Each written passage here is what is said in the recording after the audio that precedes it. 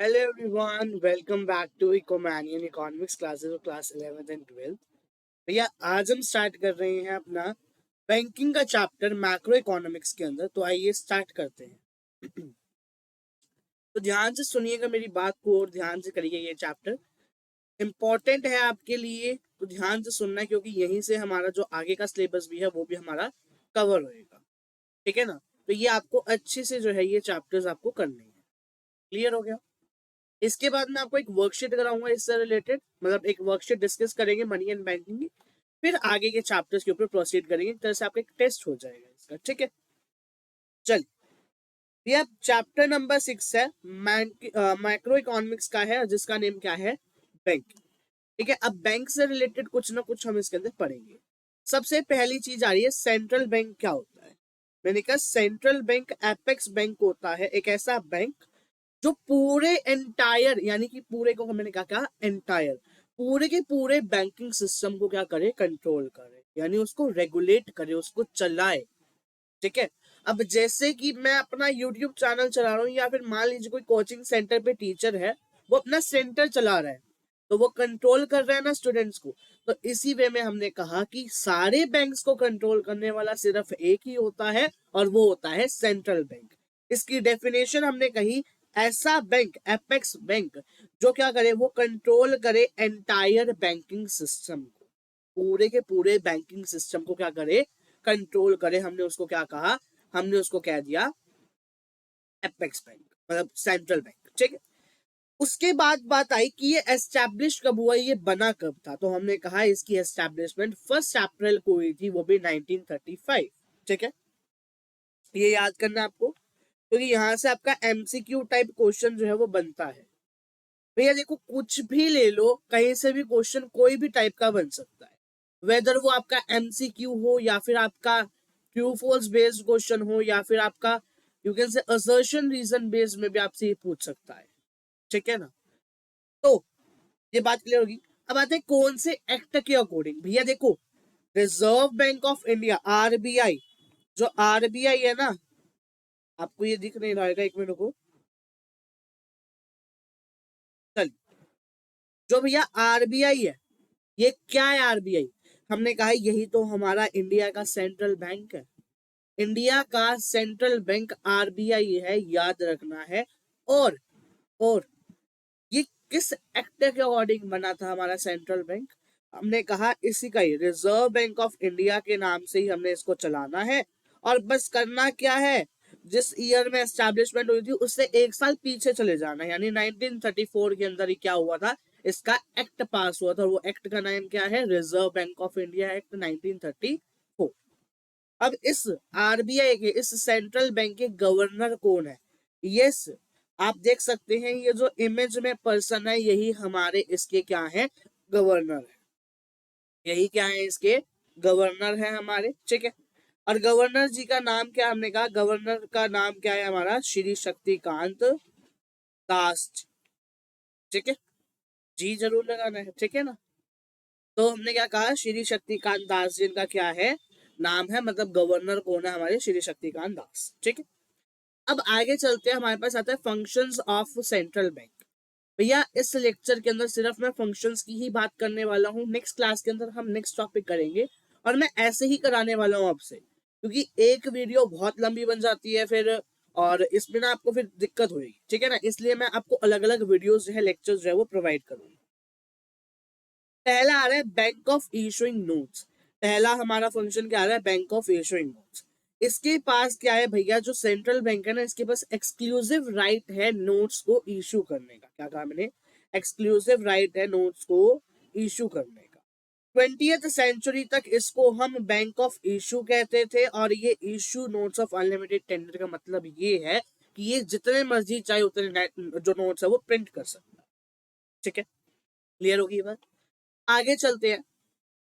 Next आता है हमारे पास बैंकर टू द गवर्नमेंट। हमने कहा बैंकर टू द गवर्नमेंट में क्या कहता है कि ये सेंट्रल बैंक जो है बैंकर टू द गवर्नमेंट के रूप में काम करता है। मतलब एज एन बैंकर ये मैनेज करता है किस चीज को? अकाउंट्स को। किसके? गवर्नमेंट के अकाउंट्स को मैनेज करता है। एज एन एजेंट, ये सिक्योरिटीज को बाय करता है गवर्नमेंट के बिहाफ पे। किसके बिहाफ पे बाय करता है या सेल करता है सिक्योरिटीज को? हमने कहा ये गवर्नमेंट के बिहाफ पे क्या करता है, सिक्योरिटीज को सेल या बाय करता है। ठीक है। एज एन फाइनेंशियल एडवाइजर के रूप में ये गवर्नमेंट को एडवाइस देता है, और कभी कभी तो ये डायरेक्टली फ्रेम भी कर देता है पॉलिसीज को। कई बार ये होता है ना कि हम अपने पेरेंट्स की बात नहीं सुनते और हम डायरेक्टली कर देते हैं कांड, है ना, काम कर देते हैं। काम नहीं, कांड ही करते हो, है ना। ठीक है ना। चलो नोट की बात करें, यहाँ पे नोट क्या है, हमें ये याद रखना है कि ये जो हमारा कौन सेंट्रल बैंक है ना, ये गवर्नमेंट को लोन भी देता है, और उस लोन को हम कहते हैं क्या, deficit financing by borrowing from RBI. क्या कहा, deficit financing by borrowing from RBI. ठीक है। चल फिर आता है हमारे पास नेक्स्ट फीचर, नेक्स्ट फंक्शन हमारा इसका, और वो क्या है हमारा, bankers bank and supervisory role. क्या आ रहा है, bankers bank and supervisory role. कहता है आरबीआई जो है ना उसका सेम रिलेशन है। मतलब भैया सेम रिलेशन किसके साथ? देखो जो कमर्शियल बैंक होते हैं, यानी कि कमर्शियल बैंक, पहले आपको ये नहीं पता चल रहा है कमर्शियल बैंक क्या है सर, ये तो बताओ पहले। मैंने कहा आपका पीएनबी, ठीक है, आपका एसबीआई, आपका एचडीएफसी बैंक, ठीक है ना, बैंक ऑफ बड़ौदा, और भी बहुत सारे हैं। ये सारे के सारे हमारे क्या हैं, ये सारे के सारे हमारे सेंट्रल बैंक की कैटेगरी के अंदर आते हैं। ठीक है ना, क्लियर हो गया। चलिए, तो इन्हीं बैंक का हम जाते हैं इन बैंक के अंदर, और इसका भी बैंक होता है, मैंने बता दिया, सेंट्रल बैंक। अब ये जब हम इनके बैंक में जाते हैं, ये हमें क्या देते हैं, लोन देते हैं। हम क्या करते हैं, डिपॉजिट करते हैं, अपने अपने पैसों को डिपॉजिट कराते हैं। तो ये कहता है कि आरबीआई का मतलब आरबीआई का भी सेम रिलेशन है इनके साथ। मतलब आरबीआई जो कमर्शियल बैंक्स का डिपॉजिट एक्सेप्ट करता है और उनको लोन देता है, समझे। तो यही कह रहे हैं कि बैंकर्स का भी बैंक मतलब आरबीआई जो है उसका भी सेम रिलेशन है कमर्शियल बैंक के साथ, जैसा कमर्शियल बैंक है उसके कस्टमर्स के साथ। ठीक है। और वो रिलेशन क्या है, वो ये है, accepting the deposit and granting the loan. ठीक है। क्लियरिंग हाउस फैसिलिटी प्रोवाइड करता है, इसका मतलब क्या है, इसको समझाने के लिए मैं आपको राइट साइड पे अभी मैं आपको बताता हूँ क्या है इसका मतलब, समझिएगा। क्लियरिंग हाउस फैसिलिटी का मतलब क्या है, क्लियरिंग हाउस फंक्शन का मतलब क्या है, उसको समझना है। ठीक है। देखो मान लो एक मान लो एक ए बैंक है और एक बी बैंक है। ठीक है। इस ए बैंक के पास बी बैंक के रिगार्डिंग एक चेक है। ठीक है, कितने का, 5,000 का। ठीक है, या चलो 5,000 का छोड़ो, मान लो 20,000 का है। ठीक है। बी बैंक के पास ए बैंक के रिगार्डिंग चेक है, और वो मान लो 30,000 का है। ठीक है, कितने का है, 30,000। ये बात पता चली, ये बात क्लियर होगी। अब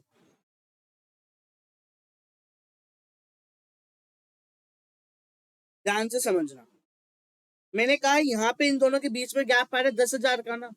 तो ये क्लियरिंग हाउस फंक्शन करता क्या, या ये क्लियरिंग हाउस फैसिलिटी करती क्या है भैया, ये ना अकाउंट्स को क्या करती है, सेटल करती है, क्लेम्स को सेटल करती है बेसिकली। कैसे, डेबिट और क्रेडिट एंट्रीज बनाकर। ठीक है ना। अब जैसे यहाँ पे देखो गैप कितने का है, 10,000 का है। ठीक है ना। जिस बैंक का ज्यादा बैलेंस होगा उस बैंक को हम करते हैं क्रेडिट। क्या करते हैं, क्रेडिट। तो यहाँ पे 20 का अकाउंट क्या हो जाएगा, क्रेडिट हो जाएगा। और जिसमें हमारे कम थे, मतलब 20,000 ए बैंक में थे, तो एज का अकाउंट क्या हो जाएगा, डेबिट हो जाएगा। ठीक है। अब ये क्रेडिट और डेबिट होएगा किस अमाउंट से, हमने कहा इन दोनों अमाउंट के बीच के डिफरेंस है, मतलब 10,000 रुपीज से क्या हो जाएगा हमारा, डेबिट हो जाएगा और क्रेडिट हो जाएगा। इसके थ्रू जो है सेंट्रल बैंक कमर्शियल बैंक्स के लोन को सेटल करता है। अभी ये हम आगे पढ़ने वाले हैं, ये आगे हम पढ़ने वाले हैं भैया। ठीक है ना। आगे हमारा ये टॉपिक आ रहा है, इसका ये फंक्शन भी हम कवर करेंगे। तो चलिए वापस आ जाते हैं इधर, और हम कर रहे थे क्या, चलिए अच्छा ये हो गया। फिर बात आई क्या कि ये क्या करता है, क्लियरिंग हाउस फैसिलिटी प्रोवाइड करते ही हो गया। अब बात आती है सुपरवाइजरी रोल क्या था। अभी तो हम बैंकर्स बैंक की बात कर रहे थे बाय सुपरवाइजरी रोल। हमने कहा सुपरवाइजरी रोल क्या करता है, ये इंश्योर करता है कि जो कमर्शियल बैंक है वो इसके जो हमारे यू कैन से जो इसके डायरेक्शंस है या इसके डायरेक्टिव्स, डायरेक्शन को ना हम डायरेक्टिव्स भी लिख सकते हैं। कहता है कि इसके डायरेक्टिव्स को फॉलो कर रहा है या नहीं फॉलो कर रहा है रिगार्डिंग व्हाट, सीआरआर और एसएलआर। सीआरआर और एसएलआर अभी आगे बताऊंगा, आगे वाली क्लासेस में बताऊंगा जब हम क्वांटिटेटिव और क्वालिटेटिव मेजर्स करेंगे, उसमें हम इसकी डीप एक्सप्लेनेशन देखेंगे। ठीक है। लेंडर ऑफ लास्ट रिसोर्ट आता है अगला फॉर्म, अगला हमारा क्या फंक्शन। कहता है अगर कमर्शियल बैंक यानी कि जो ये एसबीआई है, एचडीएफसी है, अगर ये फेल हो जाते हैं कहीं से फाइनेंशियल अकोमोडेशन पाने के लिए, कहीं से भी, तो ये आखिर में जाकर लेंडर ऑफ लास्ट रिजोर्ट बनकर सेंट्रल बैंक के पास चला जाता है। मतलब अब आप पूरी दुनिया में ढूंढ लिए कि ये आपको कुछ मिला नहीं, आपको पता है सिर्फ उस बंदे के पास मिलेगा। ठीक है, मान लो आपने ये लेक्चर देखना था बैंकिंग का, आपने पूरा यूट्यूब छान मारा, आपको कहीं से समझ नहीं आया। अब आपको पता है कि मेरे को आखिर में उसी बंदे के पास जाना पड़ेगा जो जिससे मैं समझ सकता हूँ, जिसको मेरे को पहले से समझ आता है। ठीक है ना, तो आप उसी के पास जाओगे। तो ऐसे ही सेंट्रल बैंक के पास भी कमर्शियल बैंक जाता है। ठीक है ना। अब लोन जो है, ये जब ये लैंड करता है, ये जो सेंट्रल बैंक इनको देता है, वो क्या देता है, लोन देता है। और लोन किसके अगेंस्ट ऑफर किया जाता है भैया, सिक्योरिटीज के अगेंस्ट ऑफर किया जाता है। सेंट्रल बैंक जो है वो कमर्शियल बैंक से सिक्योरिटीज लेता है और इन रिटर्न वो उसे क्या देता है, लोन प्रोवाइड करता है। अब लोन देने से सेंट्रल बैंक दो चीजें इंश्योर करता है, और ये पेपर में आपको लिखनी है। पहला कि banking does not get any setback, कि बैंकिंग को कोई सेटबैक ना मिले। और दूसरा मनी मार्केट जो है वो स्टेबल रहे या यू कैन से कांस्टेंट रहे। स्टेबल की जगह आप कांस्टेंट भी लिख सकते हैं। ठीक है, ये बात क्लियर होगी। नेक्स्ट फंक्शन आता है हमारा कस्टडियन ऑफ फॉरेन एक्सचेंज या कस्टोडियन ऑफ फॉरेन एक्सचेंज। इसके पास कस्टडी होती है, किस चीज की कस्टडी होती है, नेशन के फॉरेन एक्सचेंज रिजर्व्स की। कि मतलब ये डिटरमाइन, ये हेल्प करता है, मतलब ये जो सेंट्रल बैंक है ये क्या करता है, ये एक्सचेंज रेट को फिक्स करता है, यू कैन से मतलब डिटरमाइन करता है या इंश्योर करता है कि स्टेबिलिटी है या नहीं है एक्सचेंज रेट की। कहां पर, इंटरनेशनल मनी मार्केट के। 11th क्लास में चैप्टर 1 था आपका इकोनॉमी एंड इकोनॉमिक्स, उसमें स्कोप वो आते थे हमारे वाइटल कंपोनेंट ऑफ मैक्रो, उसमें था लास्ट पॉइंट हमारा ये foreign exchange and balance of payment. अगर आपने पढ़ा हो तो, जो अब वाली 11th में मैं पढ़ा रहा हूँ उनको मैंने ये पढ़ा दिया ऑलरेडी। ठीक है ना, तो वहां पे उनको मैंने पहले ही बता दिया ताकि उनको आगे आने में दिक्कत, आगे जब क्लास में आएंगे तो उनको दिक्कत ना हो। ठीक है ना। चलिए भैया क्लास अब आ रहा है हमारा, क्लास भी है 6th point and that is 6th function, that is clearing house function, जो मैं ऑलरेडी आपको एक्सप्लेन कर चुका हूँ। अब एक बार पढ़ लेते हैं क्या कह रहा है ये। कह रहा है कमर्शियल बैंक के ना अकाउंट्स होते हैं सेंट्रल बैंक के पास। सेंट्रल बैंक जो है ना वो क्या करता है, क्लेम को सेटल करता है कमर्शियल बैंक्स के डेबिट और क्रेडिट एंट्रीज बनाकर। एग्जाम्पल वही है लेकिन बस इसमें अमाउंट चेंज है, देख लो।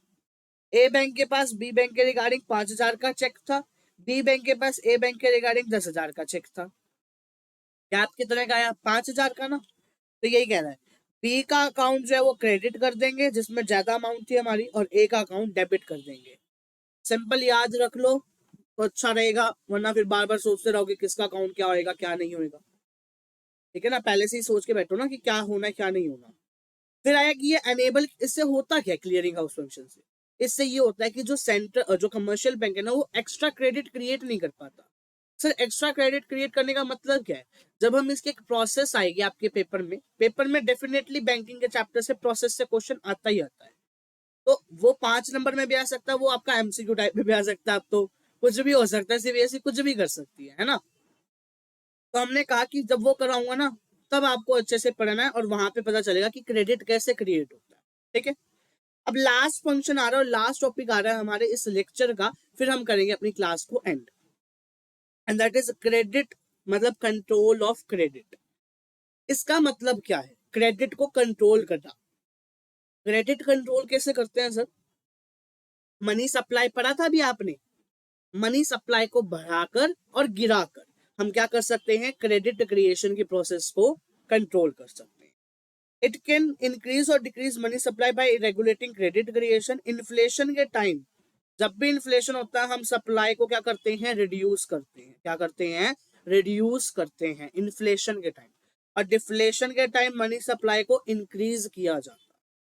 ये दो चीजों से होता है, क्वांटिटेटिव और क्वालिटेटिव मेजर्स। ठीक है, जो हमने नेक्स्ट क्लास के अंदर करना है। और तब तक बने रहिएगा मेरे साथ। और अगर आपको ये वीडियो अच्छा लगे तो लाइक करिएगा, चैनल पर तो सब्सक्राइब करिएगा और अपने दोस्तों के साथ शेयर भी करिए ताकि वो भी इस लेक्चर को देख सके। Thank you, bye bye, take care everyone.